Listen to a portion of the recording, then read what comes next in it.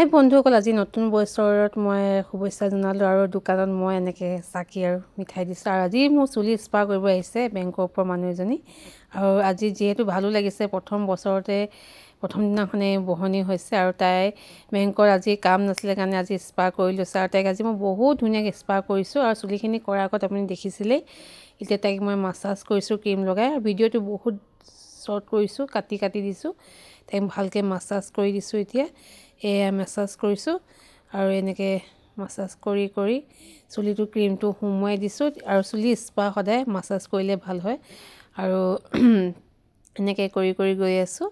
আৰু আপোনালোকে যদি মোৰ পাৰ্লাৰত আহিব বিচাৰে কণ্টেক্ট কৰিব। এতিয়া পাৰ্লাৰটো 2 তাৰিখৰ পৰা পূৰা ভালকৈ খুলিব। এয়া ষ্টিম দিছোঁ।